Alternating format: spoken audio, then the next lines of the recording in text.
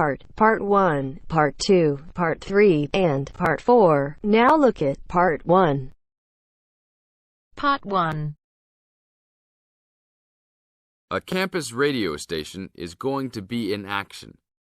An interviewer is interviewing a man from the university for the survey. Listen to the conversation between them and circle the best answer from A, B, or C for questions 1 to 4. You now have some time to read questions 1 to 4.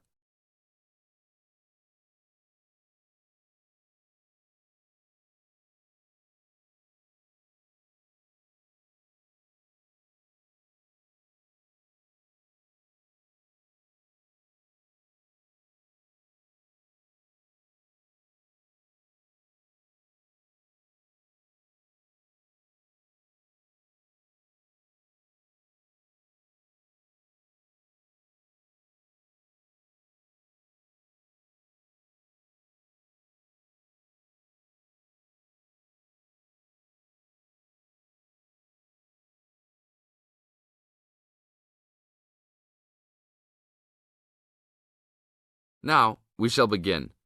You should answer the questions as you listen, because you will never hear the recording for the second time. Listen carefully and answer questions 1 to 4. Excuse me, I'm conducting a campus survey. Would you have time to answer a few questions? What's it all about? We're doing some market research for a new campus radio station starting in the next few months. That's okay. Sounds good. Great.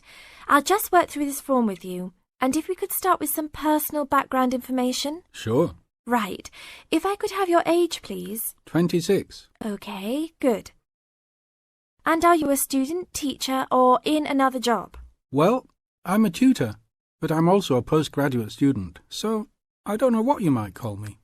What do you think? Okay, well, I'm more of a teacher, really. Fine. And would you mind if I asked about your salary, or I could leave it blank? No, that's okay. It's $20,000 a year. Thanks. Right. Now about your current listening habits. What would you say is your main reason for listening to radio? Well, I'm usually busy during the day at work, so I usually only listen to the radio at night. It helps me relax and unwind, even if I'm studying. Good. And how many hours a day on average do you listen to the radio? Well, not a lot really. I'd say just over an hour all told. Now you have some time to read questions 5 to 10.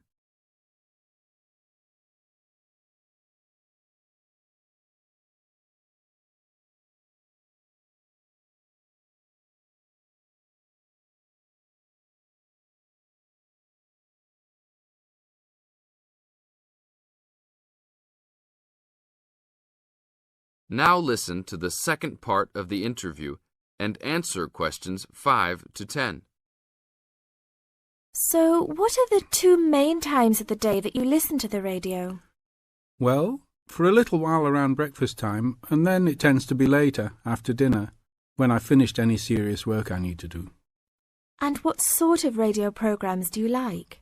I like the news, but I also like classical music. It helps me to relax. Fine. And turning to the new campus station, which type of programs would you prefer? I think the existing radio stations cater for my need for news. So I'd like to see programs about local information, providing a service to the campus community. And in the same vein, perhaps more for academic viewers, some lectures or relevant programs. I see. And if you had to give the new director some specific advice when they set up the station, what would you tell them? I think I'd advise them to be careful about the quality of the broadcasts. The sound system. There are a lot of radio stations, and people can change their loyalty quickly if it doesn't meet their needs. I think they should do more of these kinds of interview too, talking with existing and potential customers. Oh, I'm pleased you think it's useful. Certainly, yeah. Good. Now, this station will not be fully funded by the university. So how often do you think it is tolerable to have adverts? I think, well, out of that list, I'd say every quarter of an hour. Of course, That's providing they don't last for 10 minutes each time. Oh, quite. And are you interested in attending any of the special promotions for the new station? Yes, I'd be happy to, as long as they're held on the campus or nearby. OK, I'll note that down. And finally, may we put you on our mailing list? Well, I'd prefer not, except for the information about the promotions you just mentioned. OK. Can I have your name and address? Of course. I have a card I can give you. Oh, great. And thanks a lot for your time, and we look forward to seeing you. Yeah, sure. Thanks. That is the end of part 1. You now have half a minute to check your answers.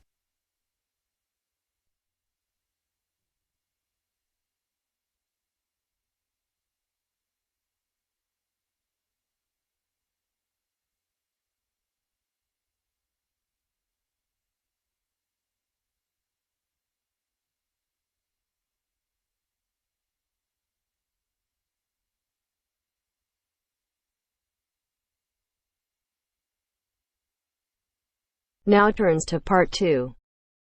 Part 2. You will hear part of a talk about attending a science festival.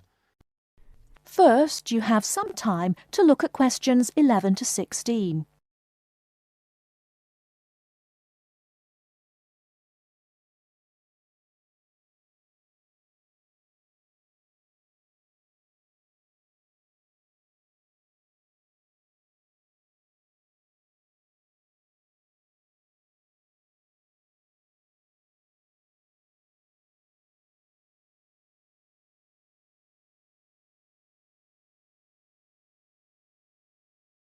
Now, listen carefully and answer questions 11 to 16. Now, I think nearly all of you have received confirmation of your school placements for next term, and as part of your activities, we will be asking you to take responsibility for promoting a school visit to the Norchester Science Festival. Of course, the head of science at your school will be aware of the festival and should have all the details of it. But all the heads of science at your schools will be looking to you to be the main organiser and motivator of a visit to the festival. They'll give you the documents you need. We hope that you will motivate pupils at your schools to take an interest in the festival. It runs for 3 days. There are day tickets and special 3-day tickets, and schools have the extra option of a 2-day ticket. We hope you will encourage your pupils to visit it on 1 or 2 days. But most important of all, we hope you will use the festival to generate a lively interest in science that will last all year round and provide the school with a lasting benefit. This will, with luck, lead to improved examination results in science subjects. And let's not forget, we hope your pupils will have a lot of fun too. Needless to say, your performance in achieving these aims will count towards your final exam grade at the end of the year. Now, let me just say a few words on why a science festival. Science is part of our everyday world in a way that is different now from before. Of course, we're used to having the benefit of scientific inventions. We are used to the aeroplane, the motor car, the space rocket, and so on. But now we live in a truly scientific age, which means one where inventions and improvements are matters of routine rather than occasional and unusual events.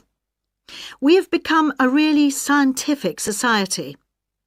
Yet we find that we are failing to interest and enthuse the young in this. Fewer young people are choosing to study science at school after the age of 16, and even fewer at university. As a result, we have fewer teachers coming into schools to teach science. And many science teachers are not teaching their specialism. For example, I know of several cases where maths is being taught by biologists and chemistry is being taught by physicists. We urgently need another 3,000 science teachers in England at least. That's why we look to you, the science teachers who are starting off your careers, to inject enthusiasm and wonder into the study of science, and we hope the Norchester Festival will help you to do this. Before you hear the rest of the talk, you have some time to look at questions 17 to 20.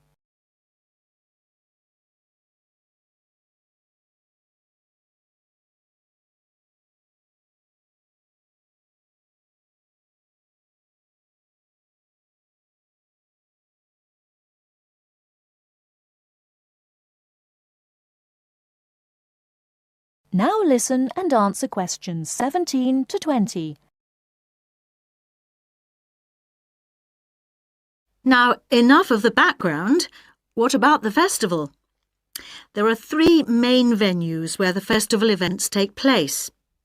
These are the Millennium Library, the Town Hall, not the Town Hall itself, but the Town Hall Conference Centre, and the Norchester Theatre. Now, when you are planning your visits, remember that many of the activities for younger pupils will be at the Millennium Library, and the secondary school pupils may find more to interest them in the Conference Centre. Now, just so that you have some immediate information, I'd like to mention a few of the events that are taking place this year. One event of special interest to people living in this area is called Waterworld. This is a clay model of the southeast of England, and the presenters show you the effects of rising sea levels as a result of climate change. They ask the audience to select the rise in sea level, for example 20 or 40 or 60 centimetres, and the model shows the places that would be flooded as a result. Watch out for your town. Does it sink or does it swim? Transport 2050 is about transport options for our towns in the future. A number of experts will introduce the topic, and then everyone at the event will have a chance to speak and give their views. Science in a Suitcase is a comedy act by 2 scientists who do crazy experiments and sing songs and play the clown to large audiences every afternoon. I'm particularly looking forward to that one, which should be entertaining. Ropes and Hangings is an interactive event which will be of interest to young people, in which, after experimenting with ropes and bricks, they build a real suspension bridge. That kind of hands-on activity is always really popular. And, appealing to a different audience, there is Paper and Time, in which some experts will be showing us the techniques they use for the conservation of ancient books and manuscripts. This will obviously not be for everybody, but it should be interesting just to see how they do it. Now, let's move on to tickets and transport to the festival. That is the end of part 2. You now have half a minute to check your answers.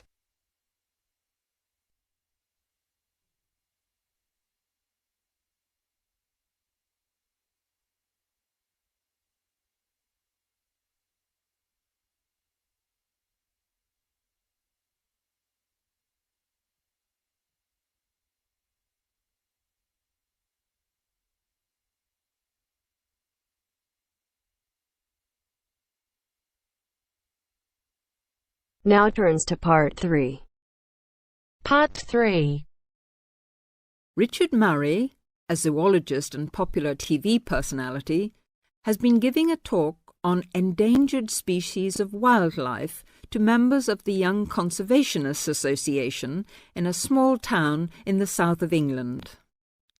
Listen to the extract from the discussion he had with 2 of the young people after his talk. First, you have some time to look at questions 21 to 25.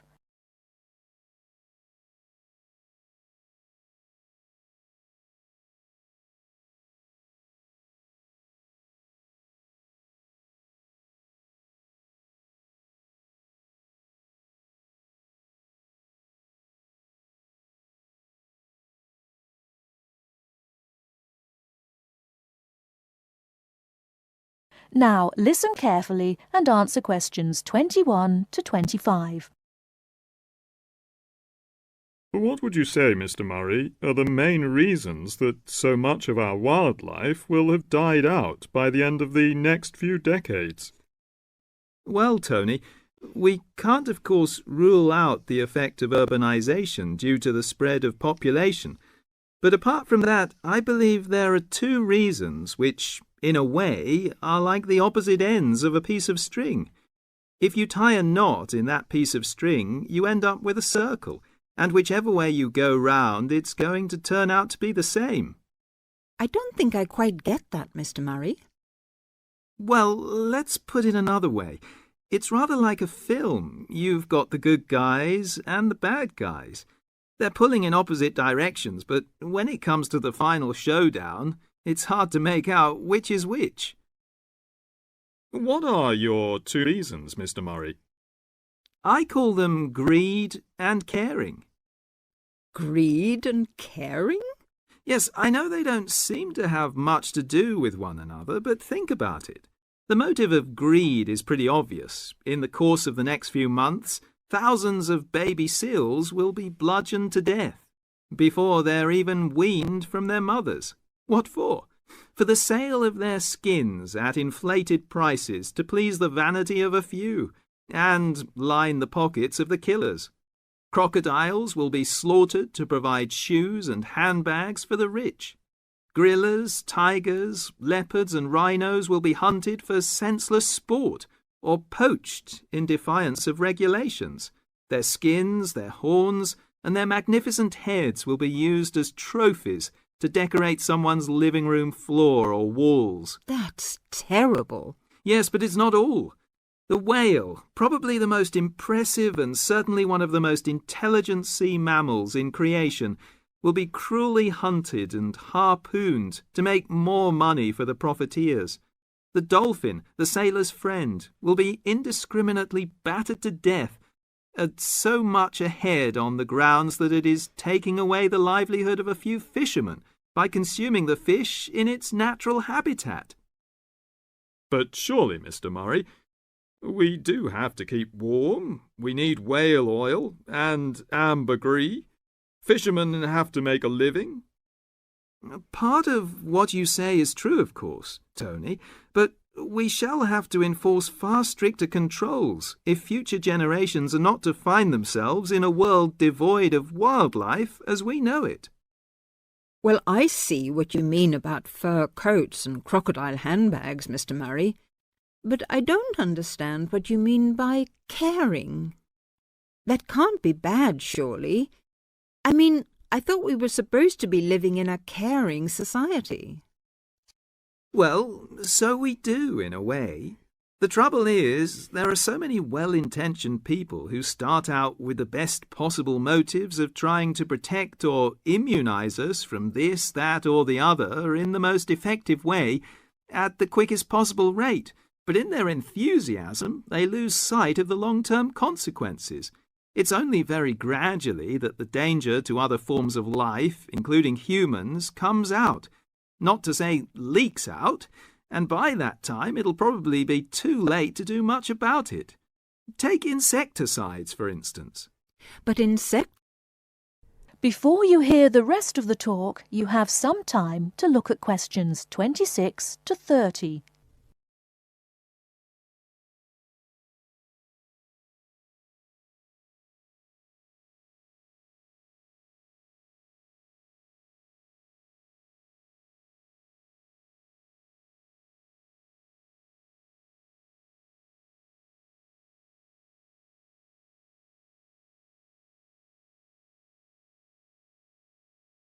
Now listen and answer questions 26 to 30. But insecticides protect crops from pests. They destroy disease-carrying mites and creepy crawlies like cockroaches. True, but nature has a way of developing her own immunity against insecticides and other pest controls, with the result that the biologists are driven to inventing stronger and stronger compounds, which, though they may annihilate the pest, nevertheless permeate the environment, are assimilated by plant and animal life, and become absorbed by the soil. Countless innocent creatures, the beaver or the mole, for example, are performing a useful task in the natural control. The alarming prospect is that as these poisons enter the foods we eat, and consequently our own systems, they'll find their way into the body of the pregnant mother and into her milk, offering incalculable risks to the unborn or newly born infant. In spite of all our technological expertise, our time is running out. We're virtually destroying ourselves. That is the end of part 3. You now have half a minute to check your answers.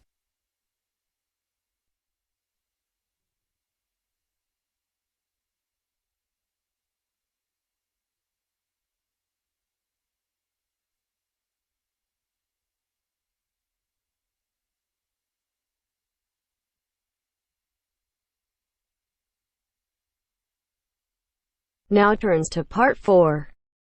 Part 4. You are going to hear a talk given by Jim Allen. He is going to share some of his findings of his research. Now you have some time to look at questions 31 to 40.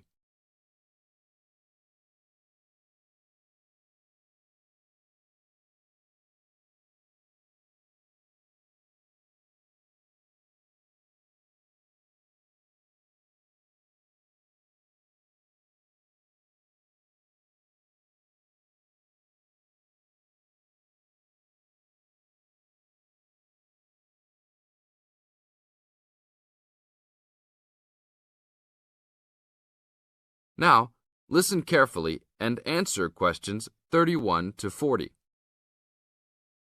Good morning. Today we'll be hearing from Jim Allen, who will be sharing some of the findings of his research project from last term. Jim. Thanks. Well, to start with, a little bit of background about the project. As you can see, our title is something that is relevant to everybody in this part of the world: water safety. These days, there's a lot more to water safety because of the increasing number and range of boats and other things people use on public waterways. I'd become interested through reports on radio about the number of incidents involving small powerboats and individual watercraft such as jet skis. It seemed to me that because these craft were essentially recreational and didn't require licenses to use, there was very little opportunity to influence the users towards being safety conscious. So, I decided to make this the focus of the project. For the research, we mainly relied upon talking to people, asking them questions in preference to using a written questionnaire. We interviewed a wide range of people at a number of popular swimming locations over 2 consecutive weekends and asked them what they'd observed or experienced themselves. The respondents were both male and female, but the men were just slightly in the majority. We were pleased with their willingness to talk about the subject, and all told, interviewed 145 people over the 2 weekends. So, what were the findings? As you can see, 86% of people reported having had some type of problem. A surprisingly large percentage, 27%, commented that they had found it necessary to shout at an offending powerboat, but the main type of problem was the deafening sound that some of the boats made. On occasions, this led to swimmers deciding to move to another location. So what strategies did people adopt to ensure their own comfort and safety? Let's have a look at the figures. First, it was noticeable that there were often distinctly different answers between men and women. It was mainly the women, for example, who said they should try to choose places where boats couldn't go, whereas it was usually the men who said you shouldn't have to move if you were there first, so you should shout at them if necessary. Both men and, it was women who said you should call the authorities if the situation gets too dangerous or the powerboat drivers are acting irresponsibly. Then, I had thought it would be mainly women, but both sexes made the point that above all, it's important to get children away from any possible danger. Men were very aware that jet skis could be unpredictable in inexperienced hands. They also made the point that it's much safer to have your car nearby and clearly visible to any watercraft if you're swimming in a relatively remote spot. Finally, wearing visible clothing, men didn't think it was quite as important as women, but both gave it a high safety rating. When we asked them what they thought the government should do to help solve the problem,